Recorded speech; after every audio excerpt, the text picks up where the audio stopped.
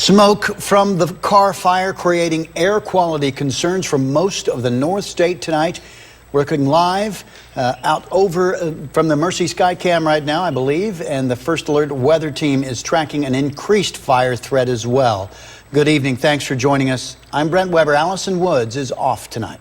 We start this evening with that increased fire danger, and First Alert meteorologist Rob Elvington joins us with those conditions. Rob? Yes, thank you, Brent. This red flag warning, it went into effect 8 o'clock last night. So the big concern will be those westerly and northwesterly winds throughout parts of the North State, including parts of the Carr fire. Now, you'll notice that the red flag warning ends right at the county line. And of course, the Carr fire is burning into parts of Trinity County. But the big concern, some of those ridge tops, west-southwest winds up to 30 miles per hour. But even some of the lower elevations seeing some gusty winds up to 25 miles per hour. Modoc County, your red flag warning goes until 8 o'clock this evening for more of a westerly, northwesterly wind with gusts up to 30 miles per hour. So let's take a look at some current conditions right now. This is the visible satellite over the last 4 hours. We are seeing a few high clouds off to the south, but most of what you're seeing on this map is all the smoke from the fires that are burning throughout Northern California and also Oregon. We are seeing a lot of smoke from Oregon dropping down into the north coast, into Trinity County, Siskiyou County, and into Modoc County. And again, the Mendocino complex also still putting out quite a bit of smoke. So we'll zoom in a little bit closer,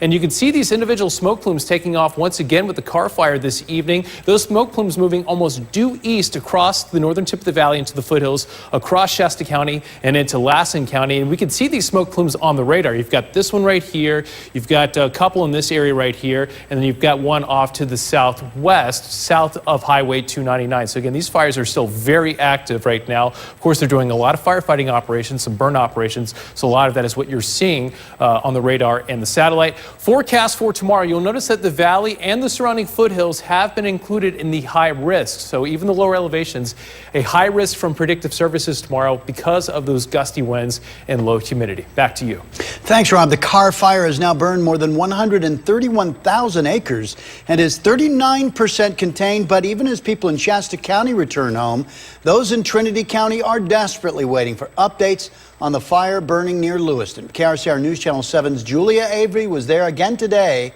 and has more.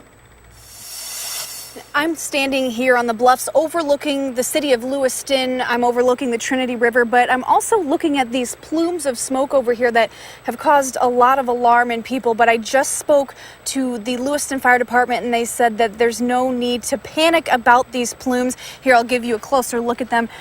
I brought this same scene to you on Monday, and when I did that, the smoke was over this direction on Hoadley Peaks, and it's moved towards Deadwood Road. Now most of the smoke is over here. We're getting one of these helicopters in that there's two of them that have been making the rounds back and forth, and they are picking up from the Lewiston Park and coming over and dropping it. It should be coming onto our scene. They're picking up retardant from a pool that they've set up at the Lewiston Park. Here he is. And they're dropping it over there. You can also see some pink retardant lines. I'll try and get in closer to where he is. You can see pink retardant lines that are preventative. They have a dozer line as well, preventative from Trinity Dam Boulevard that goes up to Deadwood Road. They've been working on that dozer line to keep the city safe. Waiting for him to make a drop. Oh, he's picking it up from the park right now.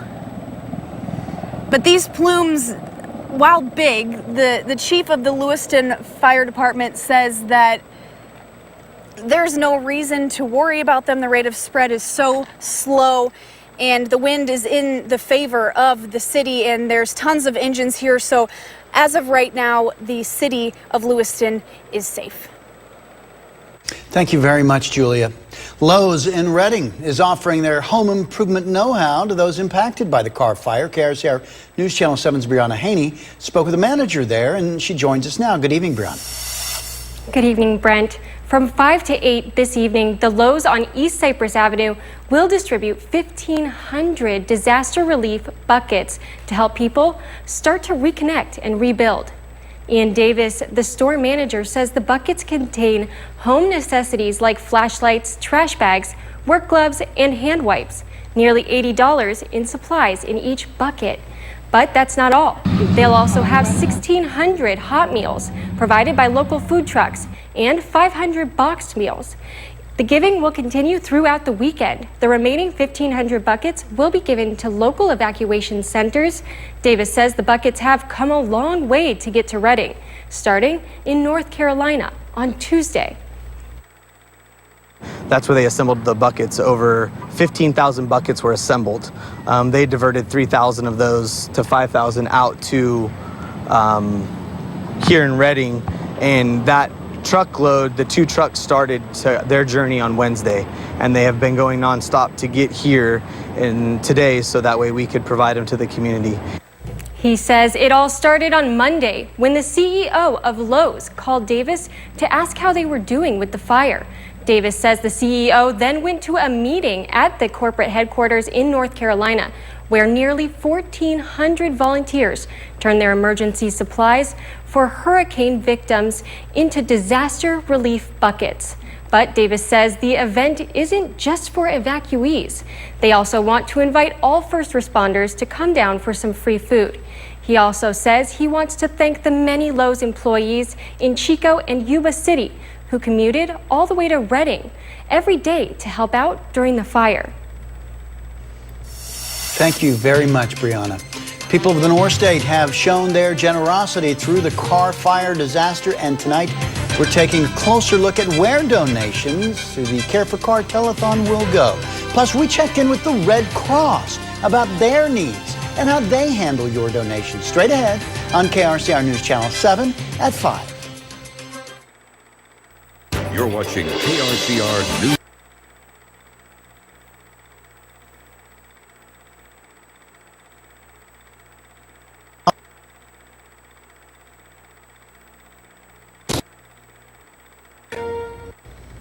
Through the destruction of the Carr fire has come the generosity of the North State. If you were with us yesterday, we hosted the Care for Carr telethon, and tonight we're pleased to tell you that thanks to your donations, we've raised more than $350,000 to support Salvation Army efforts right here in the North State. We had incredible stories of evacuees donating and businesses challenging one another to take part. We'd also like to thank our parent company, Sinclair, for donating $25,000 to Care for Carr. So how do those Salvation Army funds actually benefit the people who need them? KRCR News Channel 7's Trevor Fay went to a Salvation Army staging area and joins us live at the scene with more. Good evening, Trevor. Good evening, Brent. I'm standing here at Shasta College, where emergency care centers have been set up in the parking lot behind me. Volunteers are hard at work for the Salvation Army, preparing meals for fire victims. I spoke with Captain Tim Danielson, who told me that distributing donated funds isn't as easy as some people may think. The Salvation Army has been at evacuation centers in Shasta and Trinity counties since Friday of last week. Much of their aid comes in the form of food and water, which they purchase with the money donated to them by the public. The food and drinks are then handed out at the evacuation centers. With all those operations, there's cost behind a lot of that stuff. I mean, to get trucks from here to there, to get food cooked, to purchase food, to purchase supplies, clamshells, stuff like that. It costs quite a bit of money. We've been using a lot of different places to help us with that. It's not just food and drink that's provided by the Salvation Army. They're also a large supplier of clothing to the needy. They do this indirectly through the distribution of gift cards. Right now, the Salvation Army is providing gift cards, and depending on the level of their loss. So it's just to get people some immediate needs that they need. The Salvation Army does not have a total tally of donations they've received for the Carr fire, saying it's difficult to keep track. Around 2,000 fire victims received donations from the Salvation Army at the Bethel Church Distribution Center. To top it off, they've served 20,000 meals in just the past few days. Salvation Army would also like to extend a thank you to its partners who have helped them during the Carr fire. Their stated goal is to provide hope and comfort for those they serve. Reporting live at Shasta College, Trevor Fay, KRCR News, Channel 7. Thank you, Trevor. While the Carr fire continues to threaten homes, particularly to the west and north, many wonder how they can help those relief efforts for now and in the future. And KRCR reporter Megan Mackey visited several donation centers, including the Red Cross today, to see how the North State is coming together. And she joins us now in studio with more. Megan? That's right, Brent. The Red Cross told me today that the best way people can help through donating is through financial donations. Now, they say that people can donate funds online, but the money is not guaranteed to stay local. You can designate where you would like the funds to be allocated, but they say it is the best to let the Red Cross use it where they feel it is best fit.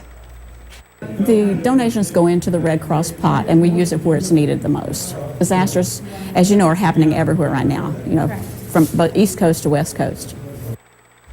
And while the Red Cross donations are not guaranteed to stay local, I visited other distribution sites for Carr fire victims, and they told me the biggest need right now is for grocery and gas gift cards.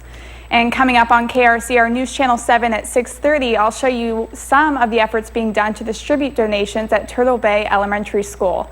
Megan Mackey, KRCR News Channel 7.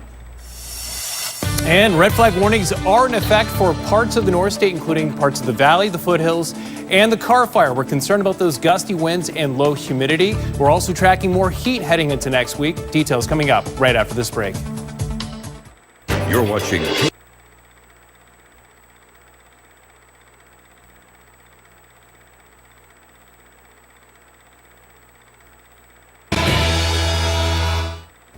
Good evening. Welcome back. Another look at the MODIS heat detection map. This was released a little over an hour ago, and how this map works. Look for the oranges and the reds on the map. That indicates heat that has been picked up over the last 6, 12, or even 24 hours ago. The yellows, any heat that's been picked up since January the 1st. This fire is about 10, 11 days old now, so a lot of yellow dots on this map. But you'll notice the active areas of the Carr fire off to the western perimeter, the northern perimeter, and even that northeastern perimeter. And I was actually seeing that on the infrared satellites over the last 12 to 18 hours. Of course, the firefighters are out there working, doing a lot of burn operations, setting up some control areas. So the fire is still active, but that's likely a lot of the heat that we're seeing on this map. Air quality index levels still in the unhealthy range for the Reading area. Seen a lot of folks outside today.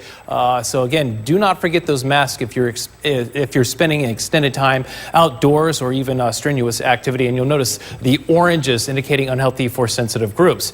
Here's a look at the 7-day fire outlook. This is from Predictive Services. This is issued every single morning, and they start the forecast off with the previous day. So looking at Saturday, you actually go down to the third cell over, and you'll notice for tomorrow, the Sacramento Valley and the surrounding foothills are in a high risk for the gusty winds and low humidity, as well as the northern Sierra and the far east side as you head into parts of, let's say, Lass and in eastern Modoc County. So we are concerned about those winds heading into tomorrow. Winds will start to drop off for the valley by Sunday, but still a high-risk day for the northern Sierras and the far east side into your Sunday. Here's a look at the visible satellite. We do have a little bit of cloud cover moving in from out of the southwest, so not all of this is smoke, but most of it is a smoke that you're seeing on the map. We'll zoom in closer to the Carr fire. You can see the individual smoke plumes going up this afternoon and into the evening, and then everything else you see, that's the lower level smoke that is right over top of a good portion of the North State east of, let's say, the county line. You'll notice not as bad as you head off to the west into Trinity County.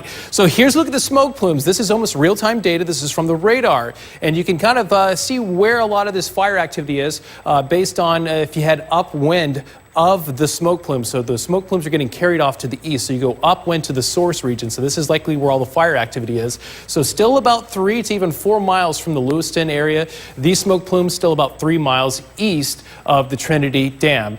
Winds a concern through this evening. They will be picking up as we head through the next few hours. They'll drop off a little bit in the overnight hours, but picking up once again through your Saturday afternoon into your Saturday evening. You'll notice those dark blue arrows tomorrow on the map from out of the northwest. Those are 20-mile-per-hour winds. So that's a reason why the Sacramento Valley is also in that high risk for tomorrow. Your forecast highs for tomorrow, a little bit cooler for most areas. 86 degrees for a high in Shingletown.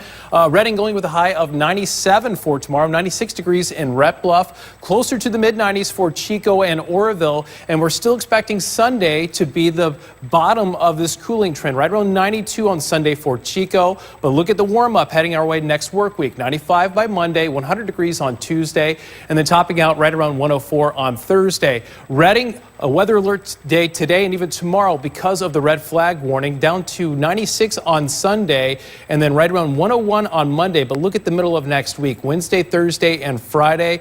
We are expecting highs well above 100 degrees. A lot of forecast models going closer to 110 by Wednesday and Thursday. So we may still need to bump up these highs as we get a little bit closer to the middle of next week. Back to you. Thank you, Rob. We're just a couple of months away from the midterm elections, and ahead tonight we look at who's paying to win your vote and how much they're spending. You're watching KRCR News Channel 7 live. It takes two to dance. She threatened.